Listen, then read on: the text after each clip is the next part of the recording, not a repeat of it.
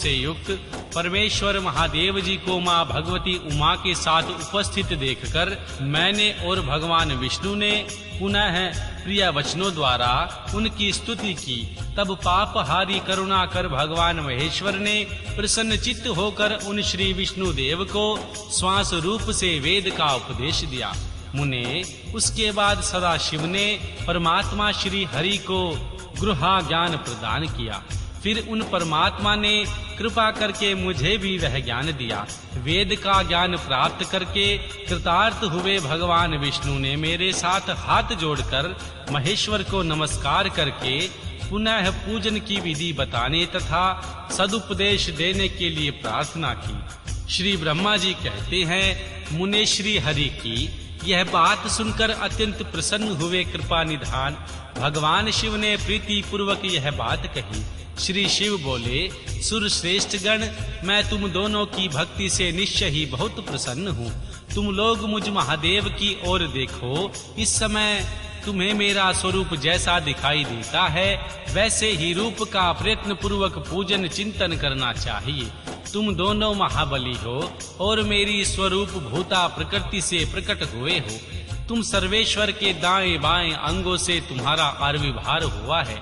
ये लोक पितामह ब्रह्मा मेरे दाहिने पार्श्वभाग से उत्पन्न हुए और तुम भगवान विष्णु, तुम परमात्मा के वाम पार्श्व से प्रकट हुए हो। मैं तुम दोनों पर भली भांति प्रसन्न हूँ और तुम्हें मनोवांछित वर देता हूँ। मेरी आज्ञा से तुम दोनों की मुझ में सुदृढ़ भक्ति हो। ब्राह्मण, तुम मेरी आज्ञा का पालन करते हुए जगत की सृष्टि करो।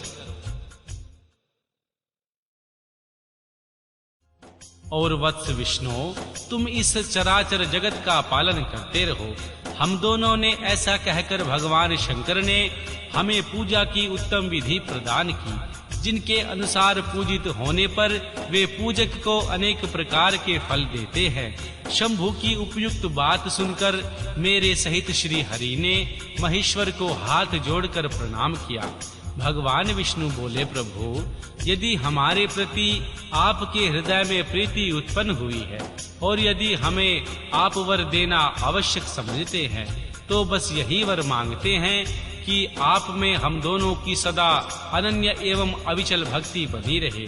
ब्रह्मा जी कहते हैं, मुने, श्री हरि की यह बात सुनकर भगवान हर ने पुनः मस्तक झुकाकर प्रणाम करके हाथ जोड़े हुए उन नारायण देव से स्वयं कहा। श्री महेश्वर बोले, मैं सृष्टि पालन और संहार करता हूँ, सगुण और निर्गुण हूँ तथा सच्चिदानंद स्वरूप निर्विकार पार ब्रह्म परमात्मा हूँ। विष्णु, सृष्टि रक्षा और प्रलय रूप गुणों अथवा कार्यों के भेद से ही मैं ब्रह्मा, विष्णु और रुद्र का नाम धारण करके तीनों रूपों में विभक्त हुआ हूँ। हरे, वास्तव में मैं सदा निष्कल हूँ।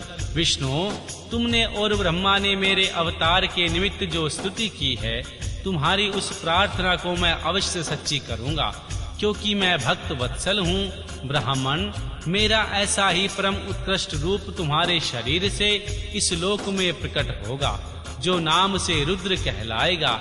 मेरे अंश से प्रकट हुए रुद्र की सामर्थ्य मुझसे कम नहीं होगी। मैं जो भी हूँ वही यह रुद्र है। पूजा की विधि विधान की दृष्टि से मुझ में और उसमें कोई अंतर नहीं है।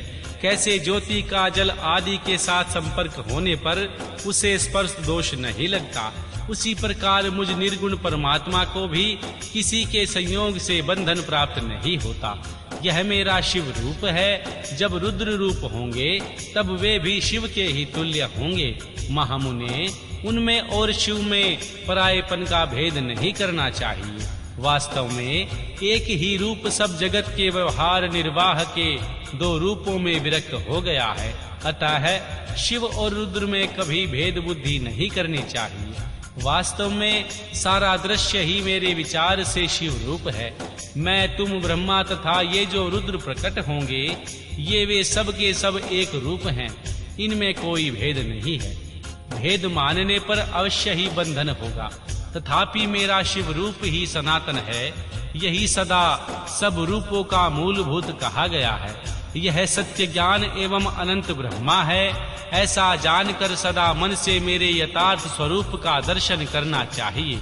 ब्राह्मण, मैं तुम्हें एक गोपनीय बात बता रहा हूँ। मैं स्वयं ब्रह्मा जी की भ्रकुटी से प्रकट होऊंगा। गुणों में भी मेरा प्रकाट्य कहा गया है। जैसा कि लोगों ने कहा है, हर तमस प्रकृति के हैं, वास्तव में उस रूप में अहंकार का वर्णन हुआ।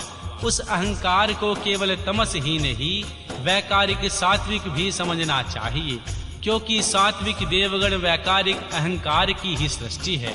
यह तमस और सात्विक आदि भेद केवल नाम मात्र का है, वस्तुतः नहीं है।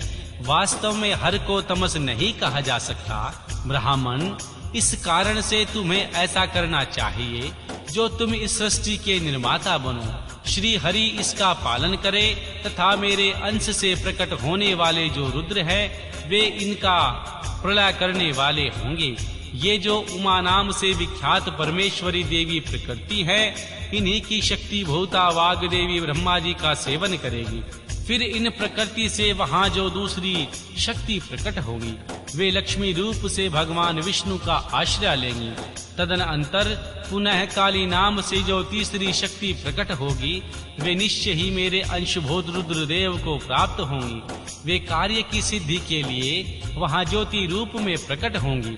इस प्रकार मैंने देवी की शुभा स्वरूपा पराशक्तियों का परिचय दिया है।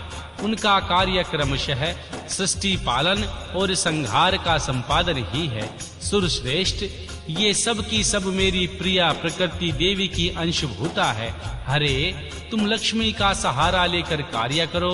ब्राह्मण, तुम्हें प्रकृति की अंशभूता वाग देवी को पाकर मेरी आज्ञा के अनुसार मन से सृष्टि कार्य का संचालन करना चाहिए, और मैं अपनी प्रिया की अंशभूता परातत्पर काली का आश्रय ले रुद्र रूप में प्रलय संबंधी उत्तम कार्य करूंगा। तुम सब लोग अवश्य ही आश्रमों तथा उनसे भिन्न अनन्य विविध कार्यों द्वारा चारों वर्णों में भरे हुए लोक की सृष्टि एवं रक्षा आदि करके सुख पाओगे। हरे, तुम ज्ञान विज्ञान से संपन्न तथा संपूर्ण लोगों के हितैषी हो, अतः अब मेरी आज्ञा पाकर जगत के सब लोगों के लिए मुक्ति दाता बनो। मेरा दर्शन होने पर जो फल प्राप्त होता है, वही तुम्हारा दर्शन करने पर भी होगा। मेरी यह बात सत्य है, सत्य है, इसमें संशय के लिए कोई स्थान नहीं है। मेरे हृदय में विष्णु है और विष्णु के हृदय में मैं हूँ। जो इन दोनों में अंतर नहीं समझता, वही मुझे विशेष प्रिय है। श्री हरि मेरे बाएं अंग से प्रकट हुए और श्री ब्रह्मा दाहिने अंग से प्रकाट्य हुए, और महाप्रलयकारी विश्वात्मा रुद्र मेरे हृदय से प्रादुर्भाव होंगे। विष्णु, मैं ही सृष्टि का पालन और संहार करने वाले रज आदि त्रिविध गुणों द्वारा श्री ब्रह्मा और श्री विष्णु रुद्र नाम से प्रसिद्ध हो तीन रूपों में पृथक पृथक प्रकट होता हूँ। साक्षात शिव गुणों से भिन्न है, वे प्रकृति और पुरुष से भी परे हैं। अद्वितीय नित्य अनंत पूर्ण एवं निरंजन पार ब्रह्म परमात्मा तीनों लोकों का पालन करने वाले श्री हरि भीतर तमोगुण और बाहर तत्व गुण धारण करते हैं।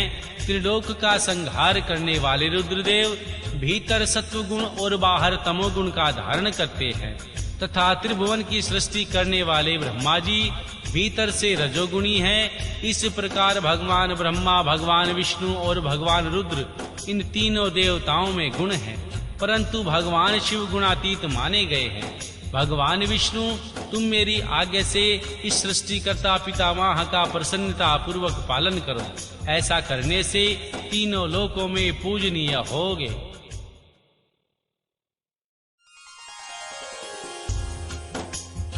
अध्याय 9। श्री हरि की सृष्टि की रक्षा का भार एवं भोग मोक्ष दान का अधिकार दे भगवान शिव का अंतर ध्यान होना। परमेश्वर शिव बोले, उत्तम व्रत का पालन करने वाले हरे विष्णु, अब तुम मेरी दूसरी आज्ञा सुनो। उसका पालन करने से तुम सदा समस्त लोकों में माननीय और पूजनीय रहोगे। ब्रह्मा जी के द्वारा रचे गए लोक में जब कोई दुख या संकट उत्पन्न होगा, तब तुम उन संपूर्ण दुखों का नाश करने के लिए सदा तत्पर रहना।